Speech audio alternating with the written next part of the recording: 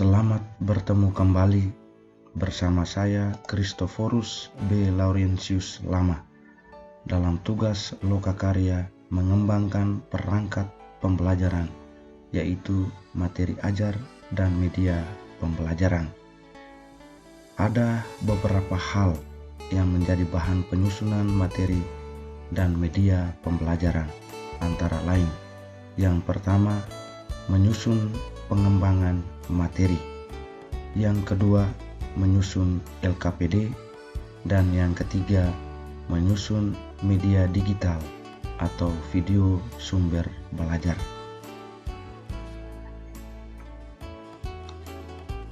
Kita lihat yang pertama, menyusun pengembangan materi.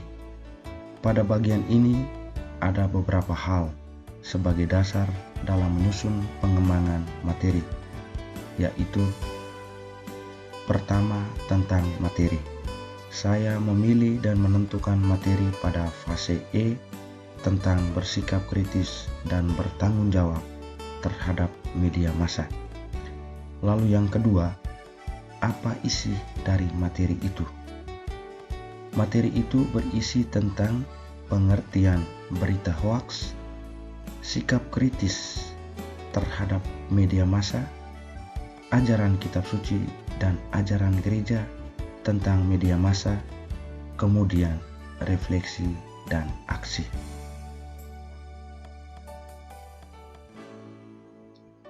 Hal yang ketiga adalah alasan saya memilih materi tersebut, karena banyak peserta didik tidak memiliki sikap selektif dan tidak mencerna secara baik pelbagai media massa yang beredar di masa ini, sehingga mereka terjerumus dalam hal-hal yang negatif.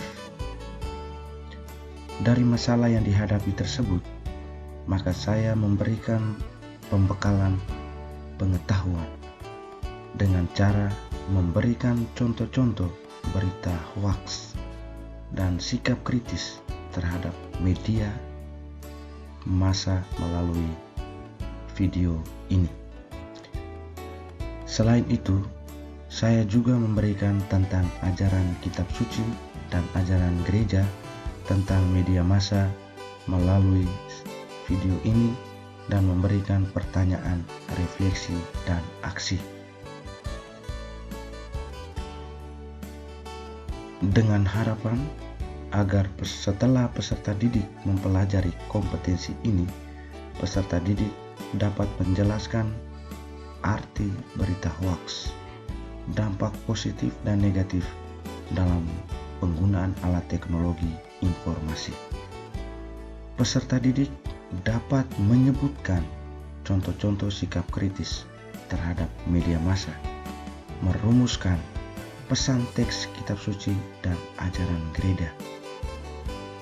Kemudian, peserta didik menulis dan membuat refleksi dan aksi. Setelah menyusun pengembangan materi, langkah selanjutnya adalah menyusun LKPD. Dalam menyusun LKPD, maka perlu memperhatikan beberapa komponen, antara lain harus ada judul, petunjuk belajar, capaian pembelajaran dan tujuan pembelajaran, informasi pendukung, tugas dan langkah kerja, serta penilaian. Judul LKPD ini harus mencerminkan tema pembelajaran dan memotivasi peserta didik untuk belajar. Saya memilih judul Lembar Kerja Peserta Didik Fase E, Pendidikan Agama Katolik, tentang bersikap kritis dan bertanggung jawab terhadap media massa. Saya juga memberikan petunjuk belajar berkaitan dengan langkah-langkah yang harus dilalui oleh peserta didik agar memudahkan peserta didik dalam menyelesaikan tugas yang diberikan. Kemudian, LKPD juga harus dicantumkan dengan capaian pembelajaran dan tujuan pembelajaran yang berkaitan dengan bersikap kritis dan bertanggung jawab terhadap media massa. Selanjutnya, informasi pendukung harus mencakup sumber yang dibutuhkan peserta didik untuk menyelesaikan tugas dan langkah-langkah kerja. Sumber yang dapat digunakan oleh peserta didik berupa buku, wawancara, dan atau melalui internet. Selain itu, saya juga menyusun langkah-langkah kerja secara sistematis dan mudah dipahami oleh peserta didik. Langkah-langkah kerja itu harus mencakup berbagai jenis tugas, baik itu tugas secara individu, kelompok, presentasi maupun portofolio. Dan yang terakhir adalah penilaian. Penilaian juga harus mencakup berbagai jenis tugas seperti tugas individu, kelompok, presentasi, dan portofolio yang meliputi aspek pengetahuan, sikap, dan keterampilan. Dan bagian yang terakhir, menyusun media digital atau video sumber belajar.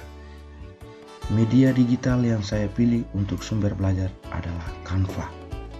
Dalam Canva itu ada banyak fitur-fitur yang ditawarkan untuk mendesain dan memasukkan materi LKPD tentang bersikap kritis dan bertanggung jawab terhadap media massa.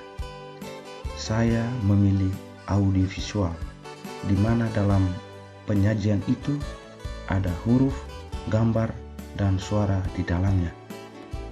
Setelah saya mendesain, saya mengupload di channel YouTube saya, dan selanjutnya saya mengirimkan ke Learning Management System atau LMS.